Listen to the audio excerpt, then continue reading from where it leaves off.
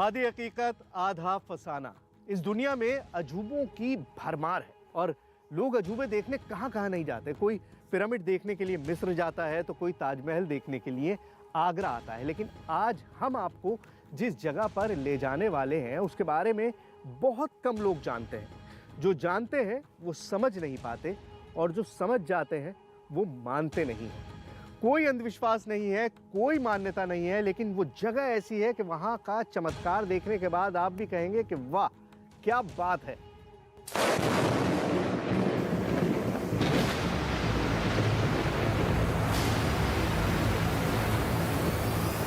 आसमान से बिजली गिरती है,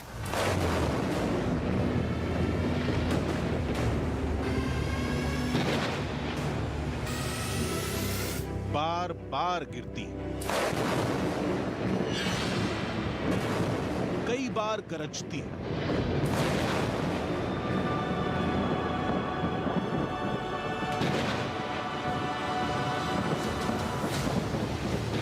लेकिन एक ही जगह पर बिजली कितनी बार गिर सकती है? 10 बार, 20 बार, 40 बार?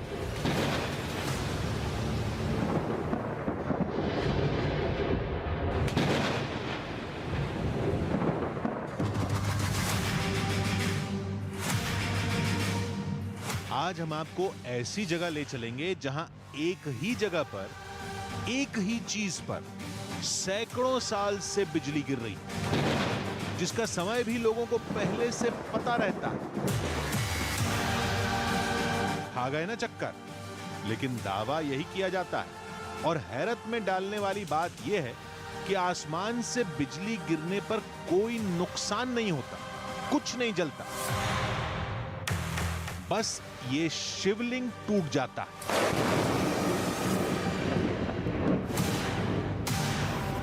अभी तो ये शुरुआत है। एक और बड़ा रहस्य है। गेहूं के दाने तो आपने देखे ही होंगे, भूरे रंग के छोटे छोटे होते हैं। क्या किसी ने अनार के आकार जितना गेहूं का दाना देखा है, वो भी काले रंग का? बहुत अजीब सी दुनिया है। फंसा देने वाले कई रहस्य हैं जो इंसान के दिमाग को घुमा कर रख देते हैं। आधी हकीकत आधा फसाना की टीम आज आपको हिमालय की उस चोटी पर ले जाएगी जहां सैकड़ों साल से रहस्य की इन पहेलियों ने लोगों को उलझा रखा है।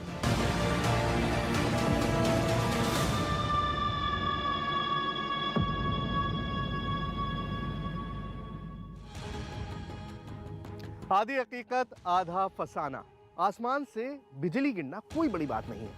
हम तो ये कहते हैं कि एक ही जगह पर बार बार बिजली गिरना भी कोई अद्भुत बात नहीं है। लेकिन कोई ये कहे कि एक ही जगह पर एक तय वक्त पर सैकड़ों सालों से, जी हाँ, कई युगों से बिजली एक ही जगह गिर रही है, तो आप क्या कहेंगे? जाहिर सी बात है, ये सुनकर कोई भी चौंकेगा। हालांकि वो रहस्यमयी जगह एक पहाड़ की चोटी पर है।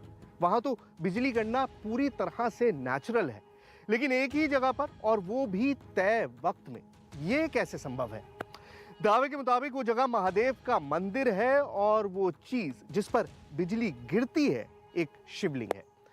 जहां भी बिजली गिरती है वहां तबाही मच जाती है, सब कुछ खाक हो जाता है, लेकिन वहां सिर्फ शिवलिंग टूटता है ना चौंकाने वाली बात? चलिए चलकर देखते हैं।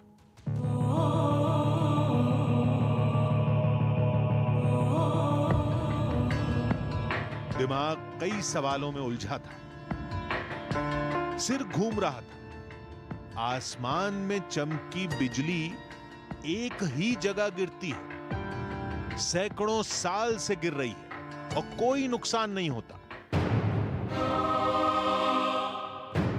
बहुत रहस्यों से सामना हुआ, लेकिन ये गुत्थी कुछ अलग थी। अभी हम सोचने में लगे थे, तभी गाड़ी रुकने की आवाज ने चौंका दिया। क्या हुआ भाई, गाड़ी क्यों रोक दी? गाड़ी सर इससे ज्यादा आगे नहीं जाएगी, इसी से पैदल का रास्ता, यहीं से जाना पड़ेगा। रास्ता बहुत खराब है, गाड़ी जा ही नहीं सकती ऊपर। देख लो, कोशिश कर लो। रास्ता बहुत खराब है, आगे जा ही नहीं सकते। हाँ, रास्ता तो अब गाड़ी के मतलब का नहीं वही है। तो। चलो पैदल चलते हैं। ठीक है। तो बिजली महादेव में जहाँ तक गाड़ी से आया जा सकता था वहाँ तक हम पहुँच गए हैं, और अब इससे आगे का जो सफ़र है वो करीबन 2-2.5 किलोमीटर का पैदल का सफ़र है। पैदल ही चलना पड़ेगा। चढ़ाई तो दिख रही है। अब आइए सफ़र शुरू करते हैं।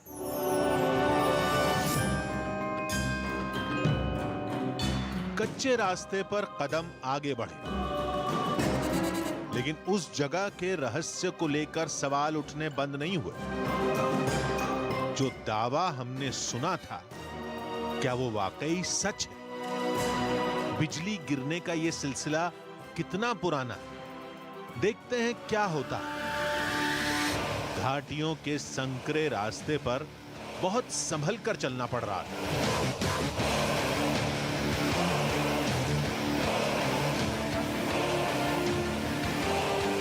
बिजली महादेव का हमारा सफ़र जारी है, लेकिन चढ़ाई बहुत ज़्यादा है और थकान हो जाती है तो बीच बीच में ब्रेक लेना पड़ता है। अब मैं आपको ये बताऊं कि हम ये इतनी मेहनत मशक्क़त कर क्यों रहे हैं। देखिए, बिजली गिरना एक बड़ा कॉमन इंसिडेंट होता है। हर रोज़ दुनिया भर में सैकड़ों जगह लाइटनिंग स्ट्राइक करती है, लेकिन एक ही जगह पर एक ही फ्रीक्वेंसी से बिजली गिरना बहुत ही रेयर होता है, और यही बिजली महादेव को इतना ख़ास बनाता है।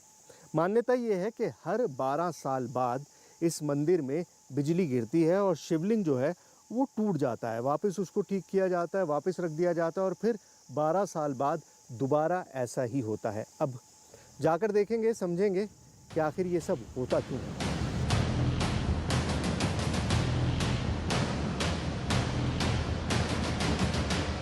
आगे बढ़ते ही जंगल घना होने लगा। चढ़ाई खतरनाक थी।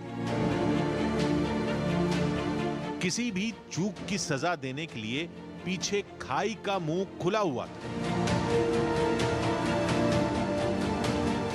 एक ही डर नहीं था, डर यह भी था कि इन आसमान चूमते पेड़ों के बीच हम कहीं रास्ता ही ना भटक जाएं। हर मोड़ एक जैसा लग रहा था। तभी बदलते मौसम ने रोंगटे खड़े कर दिए।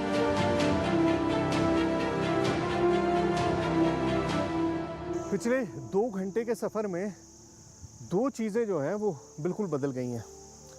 पहला तो ये कि जो टोपोग्राफी है वो चेंज हो गई है। जब हमने चढ़ना शुरू किया था तो जंगल इतना घना नहीं था, लेकिन अब जंगल बहुत ज़्यादा घना है। और दूसरा, मौसम बिल्कुल बदल चुका है। जिस वक्त मैंने चढ़ाई शुरू की थी धूप थी, अब आप अंदाज़ा लगाइए कि कितनी तेज़ हवा चल रही है।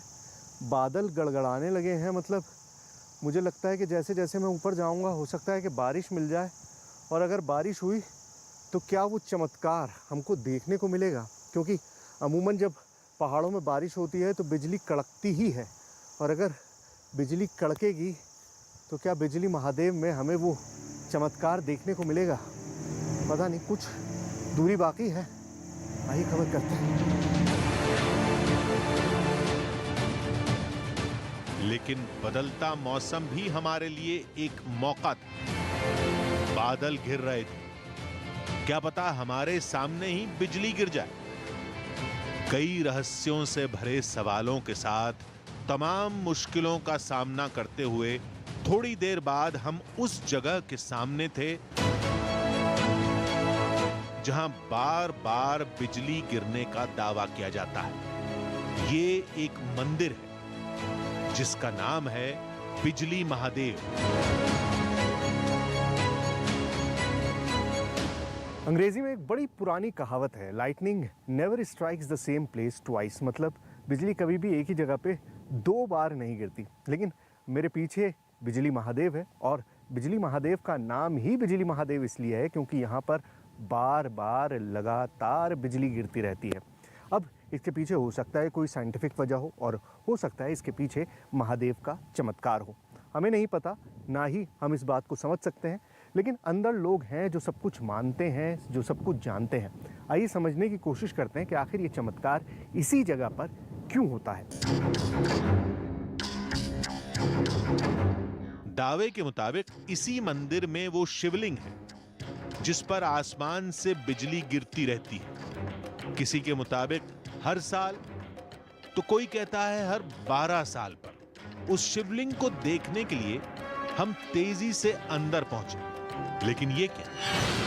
शिवलिंग का आकार तो ठीक था, लेकिन ये पीला क्यों?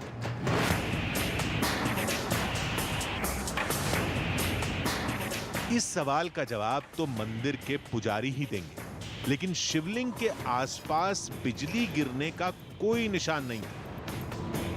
छत भी एकदम दुरुस्त थी, कोई जलने का दाग धब्बा नहीं। फिर बिजली कहां गिरती?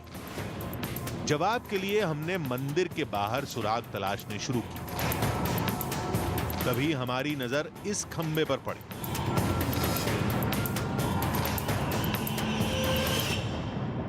देखिए, जहाँ पर भी बिजली गिरने की ज़्यादा इंसिडेंट्स होते हैं वहाँ पर एक डिस्चार्ज पोल लगा दिया जाता है जिसके सहारे बिजली को ज़मीन में डिस्चार्ज किया जा सके। बिजली महादेव में भी एक इतना बड़ा ये पोल लगा हुआ है। इसकी हाइट मेरे ख्याल से कुछ नहीं तो 50 फीट से भी ज़्यादा होगी, 50-60 फीट से भी ज़्यादा होगी इनफैक्ट हाइट। तो एक पोल यहाँ पर लगा दिया गया है ताकि बिजली डिस्चार्ज हो जाए, लेकिन उसके बावजूद भी जो शिवलिंग है मंदिर के अंदर उसमें भी बिजली गिरती है और साथ ही साथ इस पोल पर भी बिजली गिरती है। मतलब पहले एक ही जगह पर हुआ करता था कि मंदिर में जो शिवलिंग है वहाँ पर बिजली गिरती थी, लेकिन अब दोनों जगह पर, यहाँ पर भी गिरती है और यहाँ पर भी गिरती है। मतलब जो इंसिडेंट हैं बिजली गिरने के वो इनफैक्ट फ्रीक्वेंसी में बढ़ गए हैं और दोनों जगह पर, और इसीलिए ये पोल जो है यहाँ पर लगाया गया ताकि जो बिजली है वो सेफली ज़मीन में डिस्चार्ज हो सके बिना किसी नुकसान के। इस जगह पर बिजली गिरती है, इसका सबूत हमारे सामने था। बगल में जला हुआ खंबा भी इसकी पुष्टि करता है। लेकिन कहानी तो शिवलिंग के साथ जुड़ी है और वहां कोई निशान नहीं मिला। यह जगह बहुत ऊंची है, बिजली गिरने की वजह तो यही है, लेकिन उस शिवलिंग पर ही क्यों और इसी जगह पर क्यों? देश में और भी कई शिवलिंग हैं। देखिए, कुल्लू की ये घाटी देखकर आपको अंदाज़ा हो गया होगा कि हम अब किस हाइट पर पहुंच चुके हैं। हम बिजली महादेव पहुंच गए हैं बहुत ऊंची चढ़ाई के बाद। अब दो चीज़ें तो बहुत क्लियर हैं जब आप यहाँ पहुँचते हैं। पहली चीज़ तो ये कि बहुत ऊंचाई पर है और दूसरी चीज़ ये कि एक प्लेटू है, मतलब पूरे पहाड़ के ऊपर जब आप चढ़ जाते हैं तो ये बिल्कुल पहाड़ का टॉप है। और ये दोनों कंडीशंस वो हैं जहाँ पर इलेक्ट्रिसिटी डिस्चार्ज, मतलब लाइटनिंग जो है आसमान से, वो अमूमन होती है। तो ये चीज़ तो क्लियर है कि कंडीशंस बिल्कुल फेवरेबल हैं, लेकिन एक ही जगह पर बार बार क्यों होती हैं ये समझना बहुत मुश्किल है। रहस्य का सच तलाशने के लिए हम मंदिर के पास घूम रहे थे कि तभी हमारी मुलाकात मंदिर के पुजारी से हो गई। हमने पुजारी से बिजली गिरने की वजह पूछी तो बदले में सदियों पुरानी कहानी सुनने को मिली। बाबा जी स्वयंभू है जी। हाँ, सतयुग से यहाँ जलंधरासुर का वध हुआ था। यहाँ बिजली आकर्षण करते हैं अपनी तरफ, ये बिजली गिरती है जी। तो बिजली क्यों गिरती है यहाँ पर? बिजली उनकी पत्नी थी जी वृंदा, वो सतीव्रता थी। उसको जलंधरासुर को मारना मुश्किल हो गया था क्योंकि वो पतिव्रता थी, उनके साथ छल हुआ था। जब उन्हें पता लगा कि छल हुआ उनके साथ तो उनके सिर से बिजलियाँ निकलने लगी थी। तो उन बिजलियाँ जो समय से पहले प्रलय कर रहे थे तो भगवान ने वो बिजली के ऊपर ले ली थी। अच्छा, अपने ऊपर ले ली थी। हाँ जी, वही बिजली गिरती है। अच्छा, अभी कई सवालों के जवाब हासिल करने थे, जिसके लिए हमारी टीम पुजारी के साथ मंदिर के अंदर शिवलिंग के पास पहुंची। हम समझना चाहते थे कि जब बिजली गिरती है तो यहां क्या होता है। पुजारी जी मुझे बताइए कि अब जैसे ये मुझे दिखाई दे रहा है कि छत तो कवर्ड है, ढका हुआ है, तो फिर शिवलिंग पर किस तरह से बिजली आ जाती है? इसको तोड़ देती है जी। अच्छा, ये जो छत बनी हुई है ये टूट जाती है? अच्छा, ऊपर से गिरती है तो तोड़ देती है जी। बाहर ध्वजा से गिरती है तो फिर दरवाजे से आती है जी। अच्छा, मतलब जब ध्वजा पे गिरती है फिर तो दरवाजे से अंदर आ जाती है। अच्छा, ऊपर से गिरेगी तो इसको तोड़ देगी। अच्छा, ऊपर से गिरती है तो छत पे गिरती है। अच्छा, छत पे गिरती है तो फिर शिवलिंग जो है वो खंडित हो जाता है। अच्छा, शिवलिंग का साइज बहुत बड़ा है। हाँ जी, मक्खन के है बाबा जी। अच्छा, मक्खन के बाबा जी मतलब? मक्खन के ही है शिवलिंग जी। अच्छा, ये शिवलिंग मक्खन का बना हुआ है। हाँ जी, मक्खन। अच्छा, शिवलिंग के पीले होने का राज तो पता चल गया, लेकिन हम यही मानकर चल रहे थे कि आसमान से बिजली गिरती है तो छत से ही गिरती होगी। लेकिन यहां तो कुछ अलग ही कहानी सुनने को मिली, जिसने हम सभी को चौंका कर रख दिया।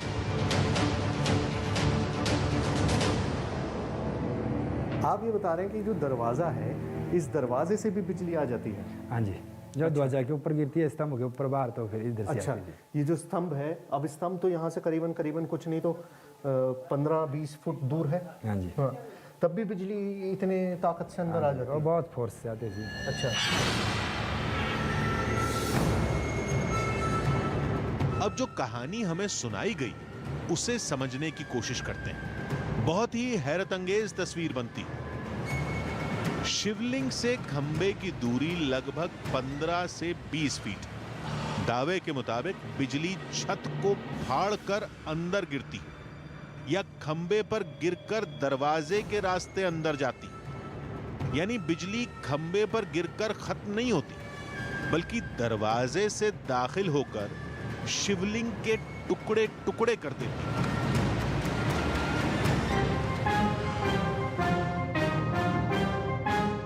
बहुत अजीब रहस्य है ये।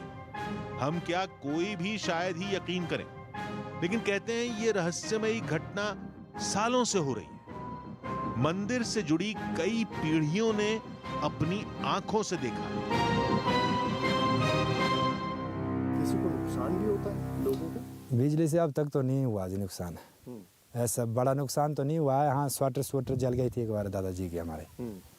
अच्छा, हाँ जी, तो वो कहाँ थे उस वक्त? वो आरती कर रहे थे शाम को जी।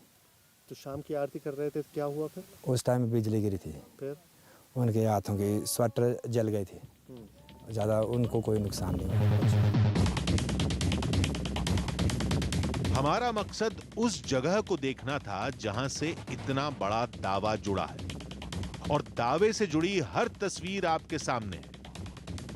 ये पीला शिवलिंग, जले हुए खंबे, कोई इसे सबूत मानता है तो कोई मान्यता से जुड़ी निशानी। लेकिन एक बात जरूर है, ये जगह, इस जगह से जुड़ा रहस्य आज भी लोगों को चौंकने के लिए मजबूर कर देता है। कहानी युगों पुरानी है और सिलसिला आज भी जारी है।